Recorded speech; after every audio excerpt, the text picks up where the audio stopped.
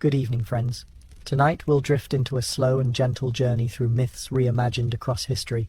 These aren't the grand epics you know, but quiet moments when gods walked among mortals, hidden in plain sight. Dim your lights, settle under your blanket, let the noise of the day fade away, and if this calm journey helps you relax, feel free to tap like and subscribe, only if it feels right.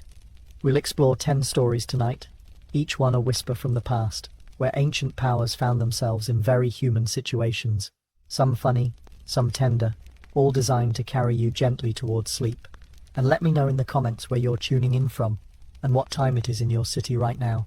It's always fascinating to see who's joining us from around the world, whether you're settling in for the night, or perhaps listening during a quiet afternoon break.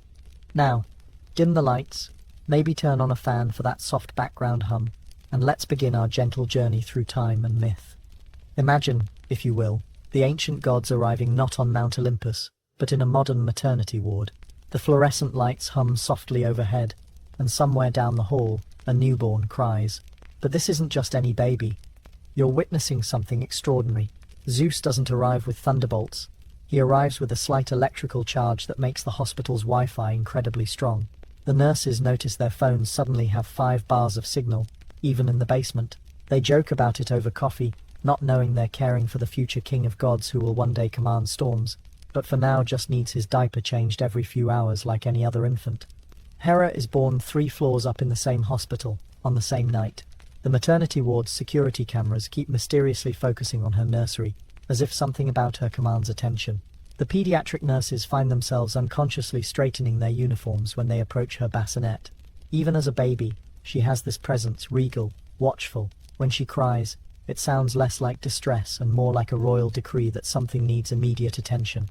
Down in the NICU, premature but perfectly formed, Athena opens her eyes earlier than any baby should.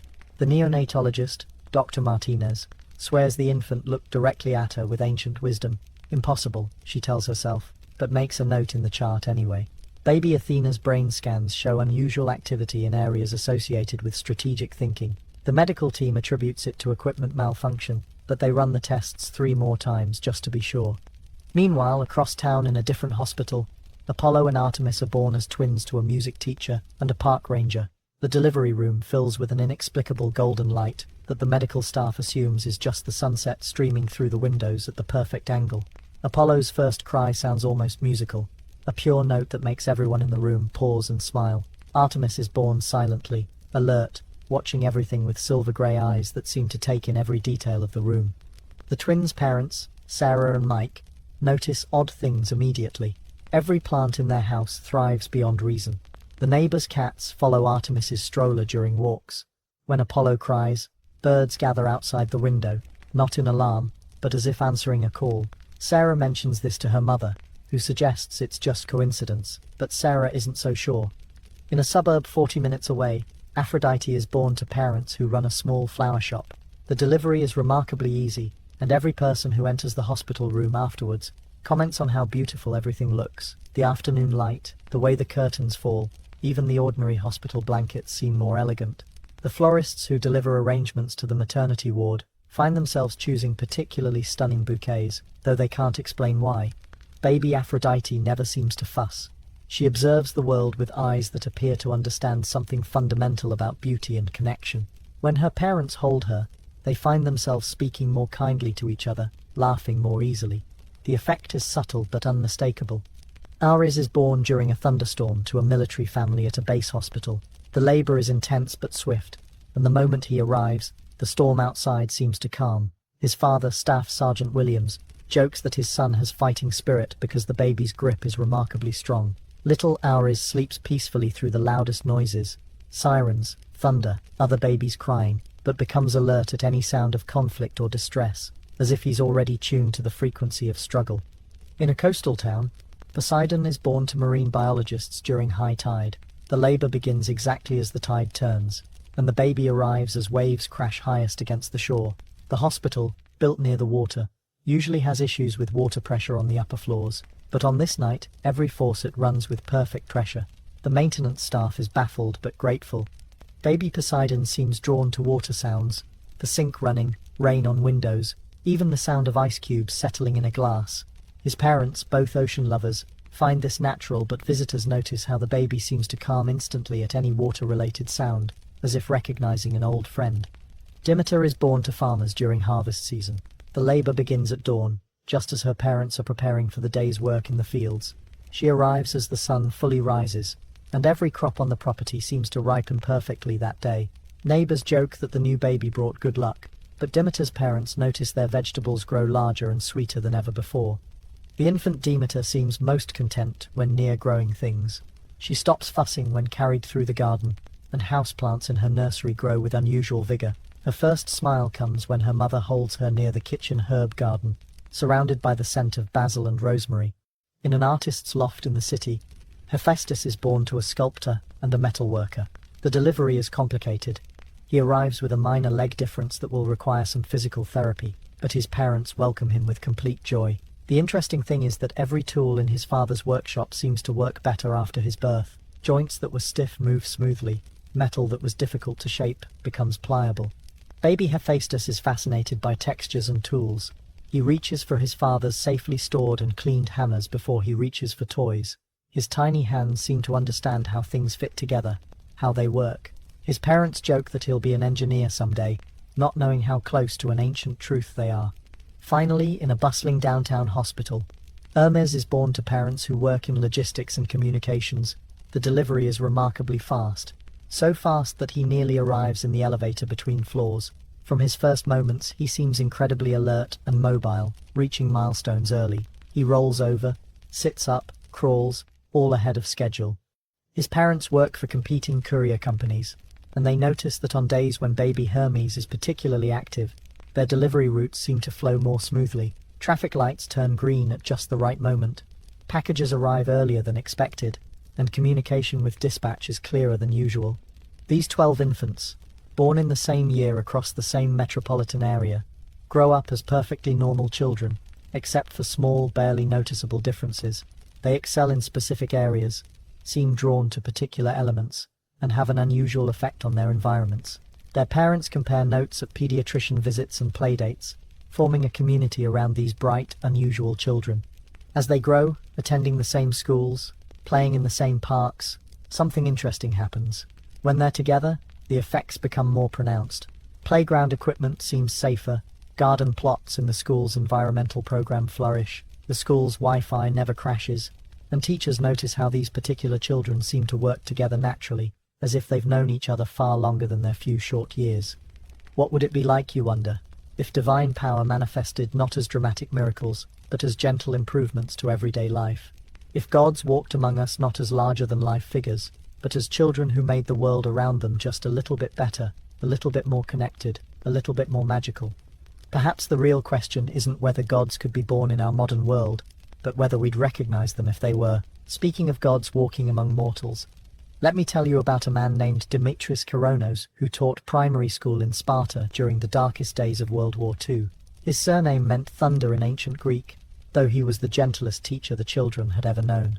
You would have found him each morning at 6:30 a.m., sweeping the steps of the small stone schoolhouse, preparing for another day of teaching children whose fathers were away fighting, whose mothers worked longer hours than ever before. Dimitris was new to the village. He'd arrived just before the war began, claiming to be from the north, seeking quiet work in education. The children adored him, though they couldn't quite explain why.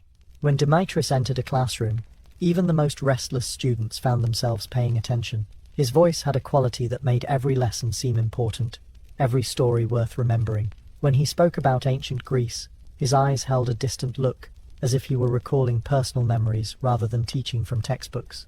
The war made everything scarce: paper, pencils, food, hope. But somehow, Dimitris's classroom never lacked supplies. When other teachers ran out of chalk, his box remained mysteriously full. When winter made the building nearly unbearable, his classroom stayed comfortably warm, though no one could identify an additional heat source. The children noticed but didn't question it. Adults had more pressing concerns during wartime. Maria Stavros, 8 years old, was the first to suspect their teacher might be someone special. During a particularly fierce thunderstorm that sent other classes cowering under desks, Dimitris opened the windows wide and told his students to listen. "The sky is having a conversation," he said calmly. "Can you hear what it's saying?" The storm seemed to quiet as he spoke, as if actually listening to him. Young Nikos Papandreou, whose father was fighting in Albania, once asked Demetrius if he thought the war would end soon. The teacher looked out the window at gathering clouds and said, "Some storms must run their course, but every storm eventually breaks." That afternoon the village received its first good news in months, a letter saying Nikos's father was safe and would be coming home on leave. The schoolmaster had peculiar habits. He never carried an umbrella, but never seemed to get wet in the rain. He could predict weather changes days in advance, which helped families prepare their small garden plots and protect their few remaining livestock. Farmers began consulting him informally, and his predictions were always accurate. During the harsh winter of 1941-42, when food became desperately scarce, Demetrius began organizing communal meals in the school courtyard. Somehow, pots of stew that should have fed 20 could stretch to feed 40. Families brought whatever they could spare, a few potatoes, some barley, wild greens, and left feeling fuller than the ingredients should have allowed. The village priest, Father Andreas, often watched these gatherings with wonder. He noticed that when Demetrius blessed the food quietly, almost under his breath, there always seemed to be enough.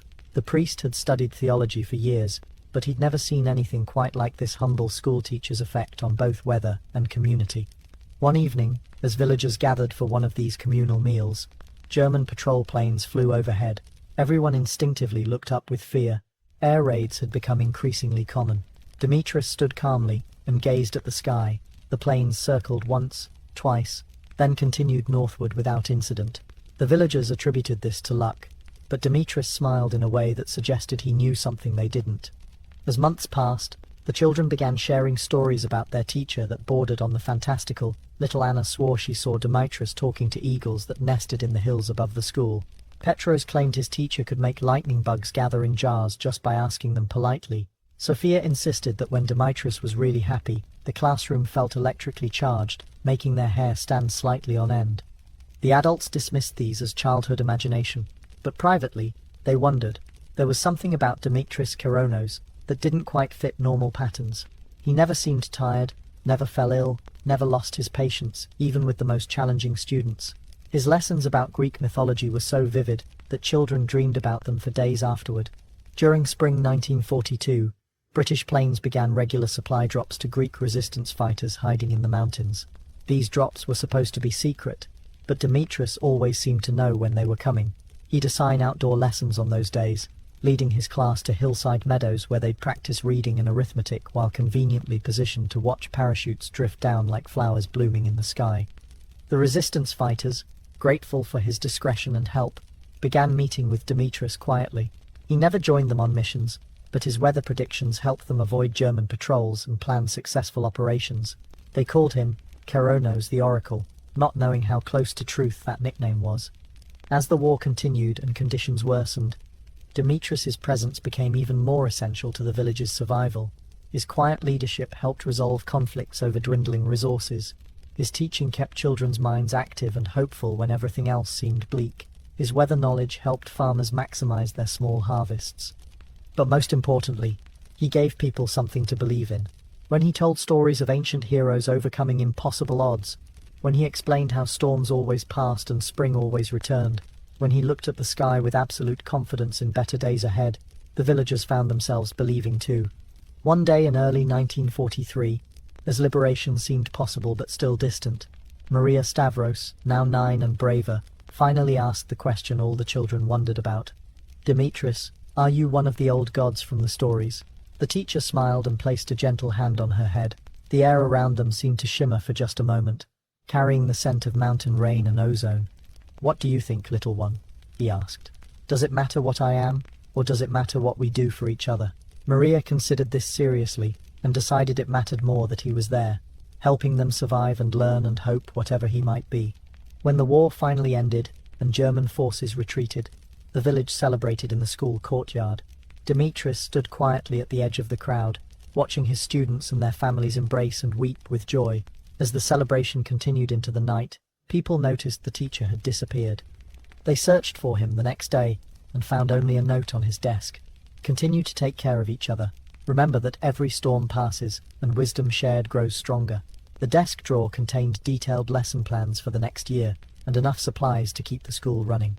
Dimitrios Keronos was never seen again in that form, in that place. But on certain stormy nights, when rain fell gently on the village gardens and thunder rolled softly across the hills, old-timers swore they could hear a familiar voice in the sky, still teaching lessons about patience, community, and the certainty that difficult times don't last forever. Perhaps the greatest magic wasn't in controlling storms or multiplying food, but in showing people that even gods, when truly wise, choose to serve rather than to rule. Sometimes the most divine thing you can do is help a child learn to read, or ensure that no one goes hungry, or simply be present when people need hope most. And maybe that's a lesson we could all use, whether we're gods in exile or simply humans doing our best in difficult times. The wisdom of divine teachers and patient gods brings us to another story of quiet power, this time in the mountains of 19th century Greece. After Napoleon's defeat, as the Ottoman Empire still controlled Greek lands, there lived a woman named Kyria Vasiliki, who would change how an entire region thought about marriage, independence, and the rights of widows. You would have found her each morning at sunrise, walking through the terraced vineyards above the village of Mistras, checking on the vines that somehow produced the finest grapes in the Peloponnese. Vasiliki had been widowed 3 years earlier when her husband died in a construction accident, leaving her with 2 young children and a small but productive plot of land. According to custom, a widow was expected to remarry quickly for practical reasons: protection, financial support, social standing. The village matchmakers had lined up several suitable candidates, including her late husband's brother, which was traditional, and the mayor's eldest son, which would have been advantageous. But Vasiliki quietly, politely, and consistently refused every offer. This wasn't rebellion in the dramatic sense. Vasiliki never raised her voice or made grand speeches. She simply lived her life with such competence and dignity that people began to wonder why marriage was considered necessary. Her children thrived under her care.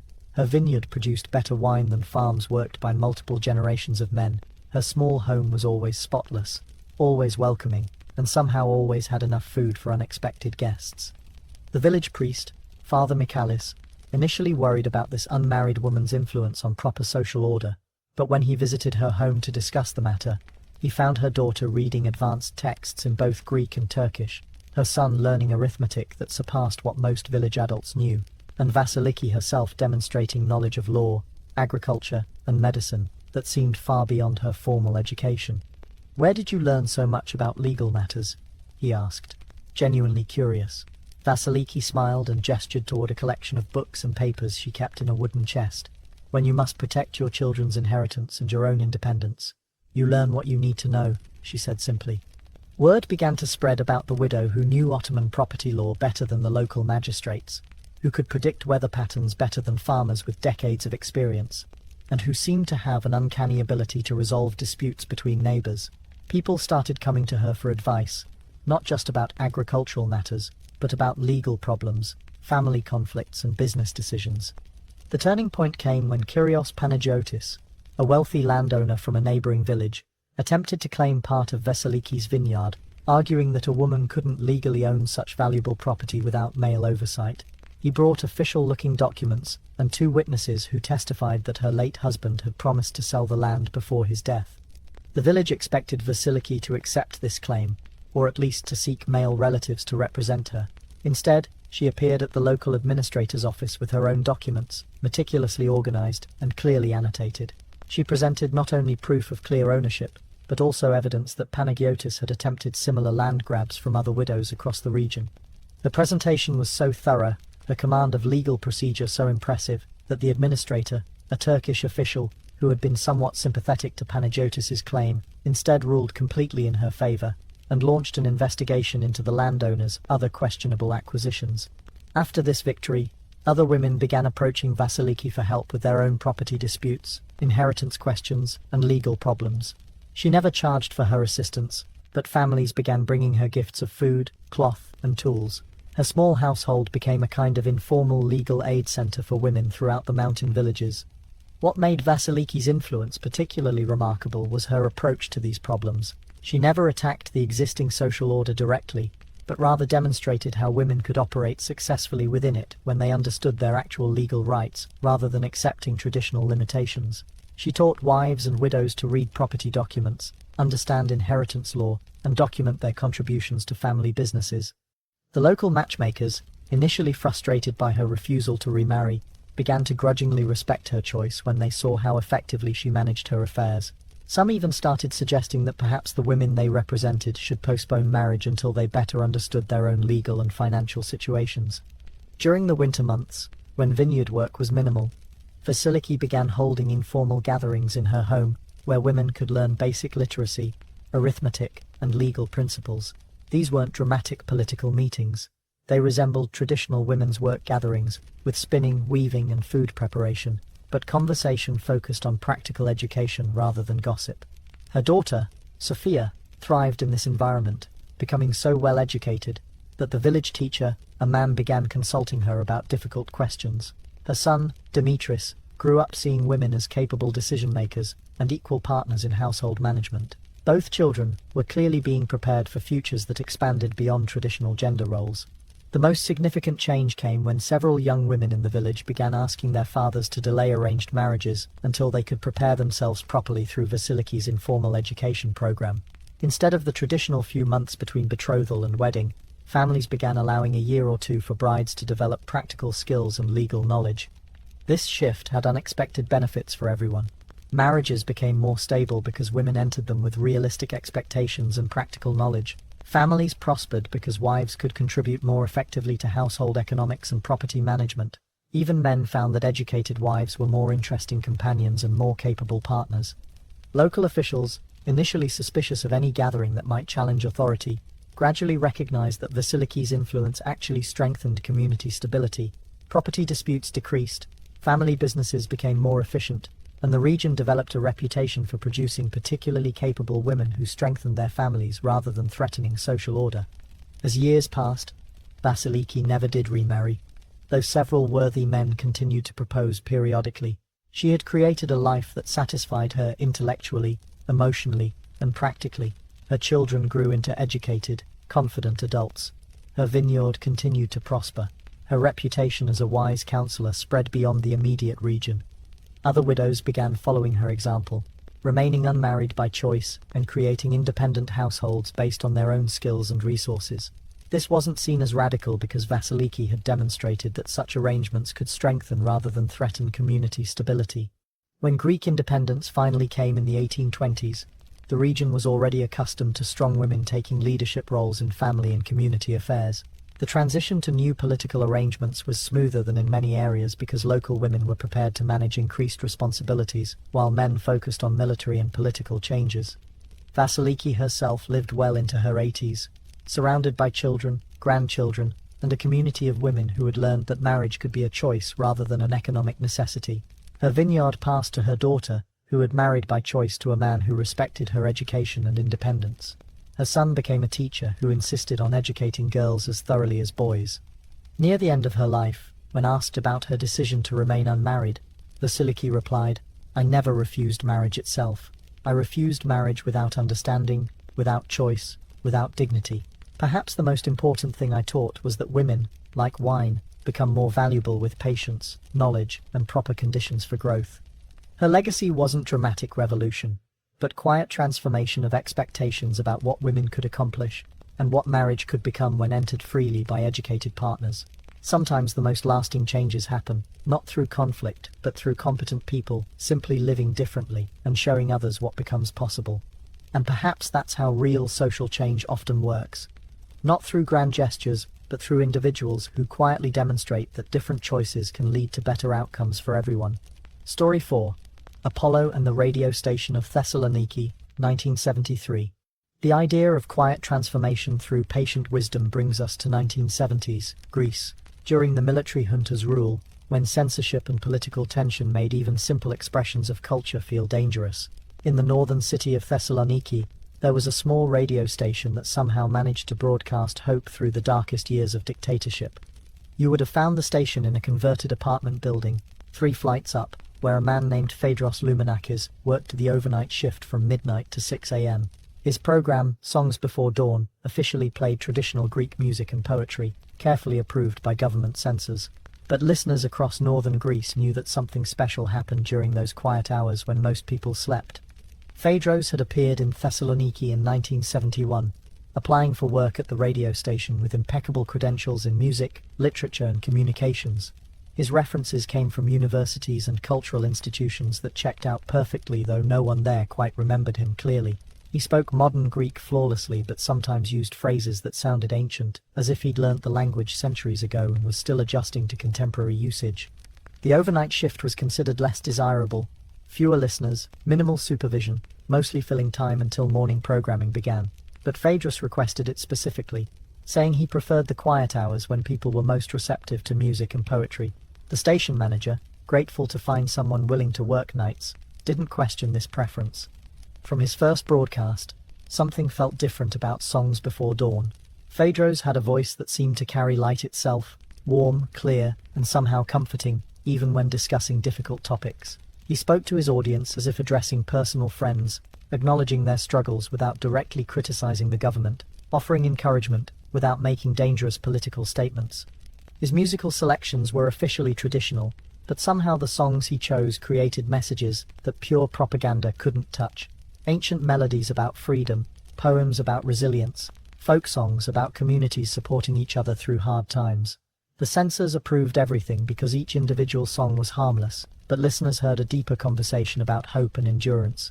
Night shift workers across the region, nurses, security guards, taxi drivers, bakers preparing morning bread, began depending on Phaedrus's program to make their solitary hours more bearable. His voice carried across the darkness, connecting isolated people into an invisible community of listeners who found strength in shared culture and quiet resistance.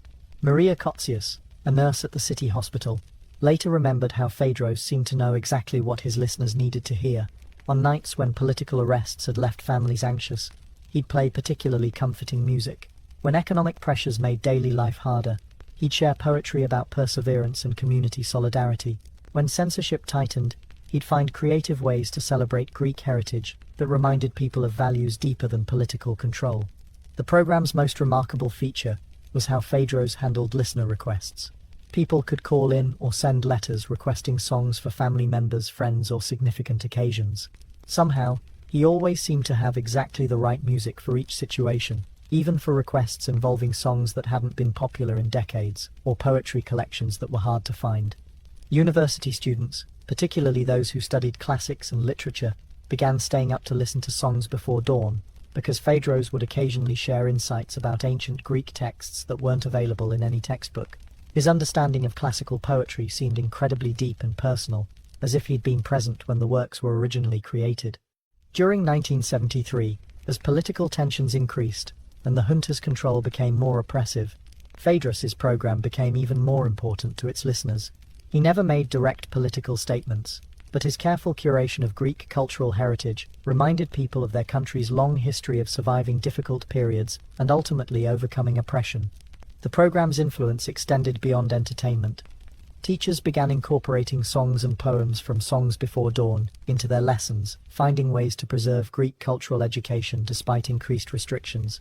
Families gathered around radios during the program, using the music as opportunities to share stories and maintain connections to traditions that political pressure was trying to suppress.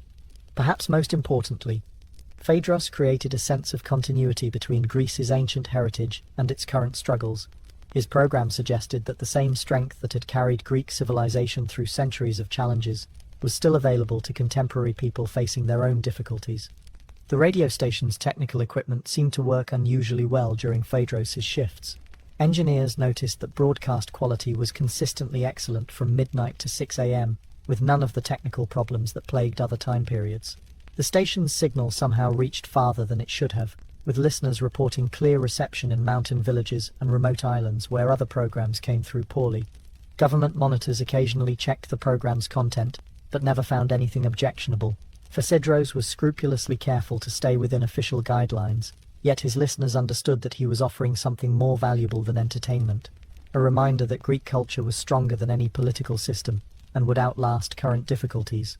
As 1973 progressed toward the events that would eventually end the junta, Songs Before Dawn became increasingly important as a source of hope and cultural identity.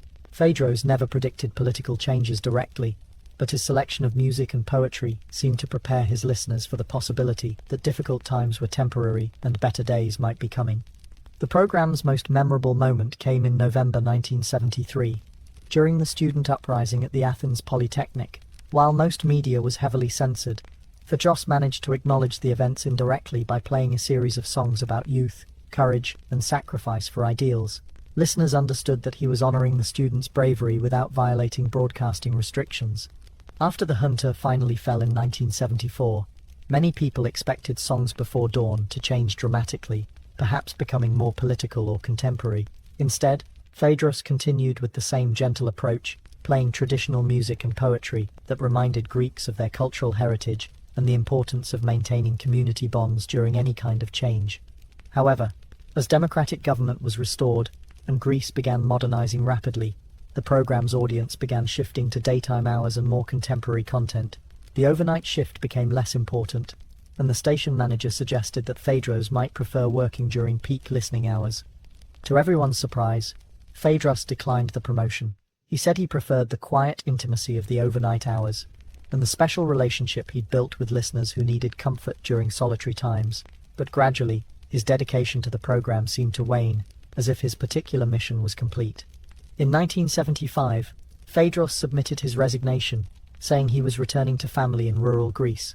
His farewell broadcast was simple and touching, a collection of favorite songs from the program's 4-year run, with brief comments about how much the listeners' loyalty had meant to him. He ended by saying that music and poetry would continue to provide comfort and inspiration long after any particular broadcaster disappeared. The station tried to find another host for Songs Before Dawn, but nobody could quite recapture what Phaedros had created. The program continued for a few more months, but was eventually replaced by more conventional late-night programming. Years later, people who had listened to Songs Before Dawn would still mention how much the program had meant during that difficult period.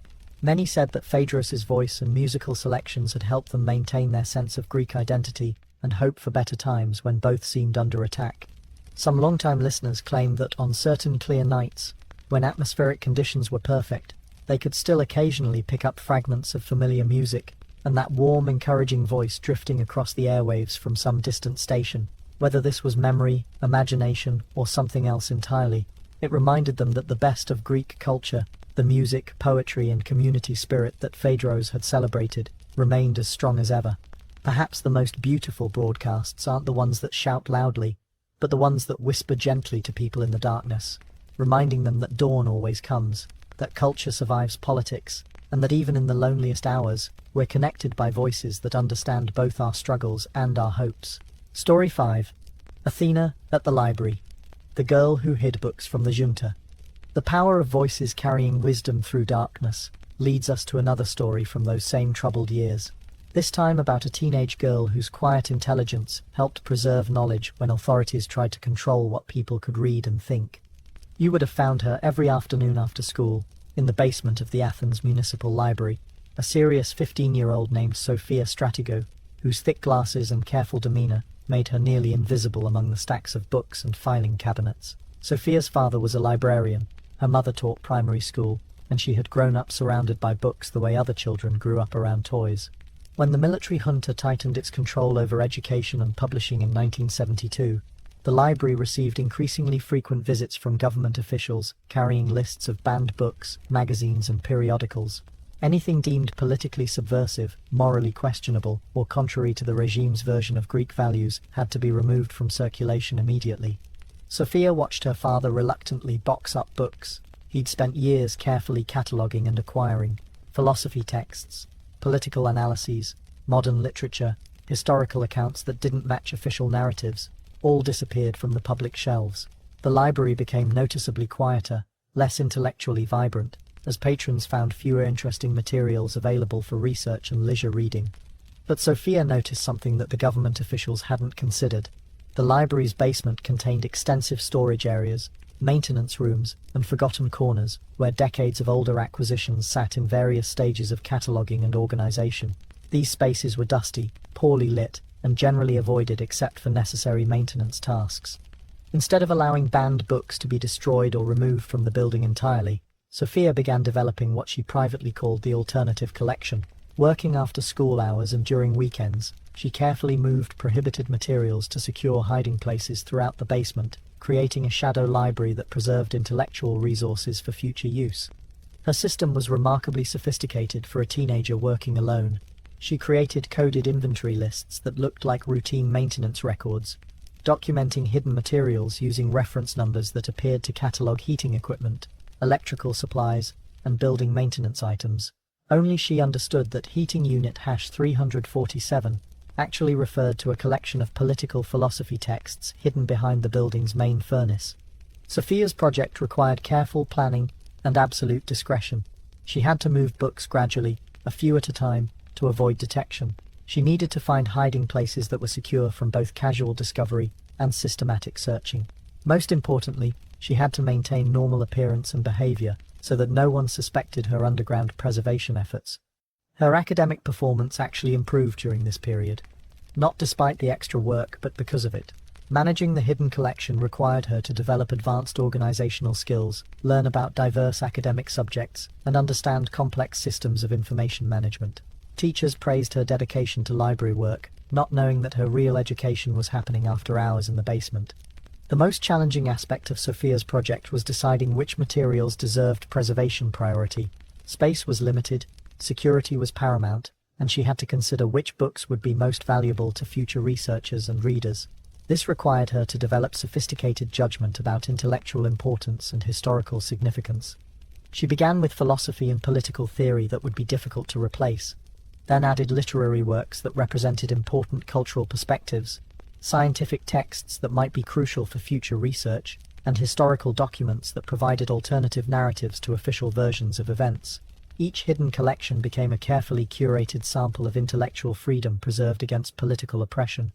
Over time, Sophia developed relationships with university students and faculty members who were struggling with increasingly limited research resources. She couldn't directly provide access to banned materials, but she began offering subtle guidance about alternative research approaches and creative bibliography strategies that helped serious scholars continue their work despite official restrictions. Professor Yanis Komnenos, who taught classical studies at the University of Athens, later recalled conversations with a remarkably knowledgeable teenage library assistant who seemed to understand research needs better than many professional librarians. Sophia would listen to his research challenges and somehow managed to suggest approaches or resources that proved unexpectedly helpful. Her assistance was always indirect and carefully plausible. She might mention that certain older translations contained interpretations that weren't available in current editions, or suggest that comparative analysis might require examining materials that predated recent editorial changes. Scholars learned to pay attention to Sophia's seemingly casual observations about research methodology. The hidden collection grew gradually but steadily throughout 1972 and 1973. Sophia's basement became a secret repository of intellectual freedom, preserved by one determined teenager who understood that knowledge, once lost, might be impossible to recover. She worked entirely alone, never recruiting helpers who might compromise security through accidental disclosure. Her most daring decision came when government officials announced a comprehensive review of all library materials, including storage areas and basement collections. Sophia realized that even her carefully hidden materials might be discovered during systematic searching. She needed to create an even more secure preservation method. Using skills she developed through managing the hidden collection, Sophia began microfilming the most important materials. The library's microfilm equipment was primarily used for preserving newspapers and historical documents, but she gained access during off-hours by volunteering to help with routine preservation projects. Her microfilm collection could be stored in much smaller spaces and hidden more effectively than physical books. The comprehensive review came in early 1974, with government officials conducting thorough searches of areas that had never been systematically examined before. Sophia watched nervously as inspectors checked storage rooms, maintenance areas and forgotten corners where less important hidden materials had been placed. Some materials were discovered and confiscated, but Sophia's most sophisticated hiding places remained secure. More importantly, her microfilm collection preserved the content of materials that were physically found and removed. The knowledge itself survived even when individual books were destroyed. As political tensions increased throughout 1974 and the junta's control began to weaken, Sophia found herself in an unexpected position. She had preserved materials that would be crucial for understanding the period of censorship and for rebuilding intellectual freedom once political restrictions were lifted. Her teenage project had become a valuable historical resource. When the military government finally collapsed in 1974, Sophia faced the complex task of gradually returning hidden materials to public access, without revealing the full extent of her preservation activities. She had to be careful not to draw official attention that might create problems for her family or the library administration. Her solution was characteristically methodical and patient. Over the following months, previously banned materials began reappearing in the library's collection, as if they had been misplaced during routine organizational activities rather than deliberately hidden for political reasons. Sophia's careful documentation allowed her to gradually restore materials without creating suspicion about systematic preservation efforts. University researchers began noticing that the Athens Municipal Library seemed to have remarkably complete collections of materials that were difficult to find elsewhere. Scholars who had struggled with limited resources during the Hunter years found that their research could resume with access to sources they'd assumed were permanently lost. Sophia never publicly discussed her preservation activities, even after political freedom was restored. She continued working at the library through her university years, eventually becoming a professional librarian, whose expertise in information management and collection preservation was highly respected but never fully explained. Decades later, when researchers studying the Hunter period investigated how certain intellectual resources had survived systematic censorship, they found evidence of sophisticated preservation efforts that suggested extensive planning and remarkable organizational skills.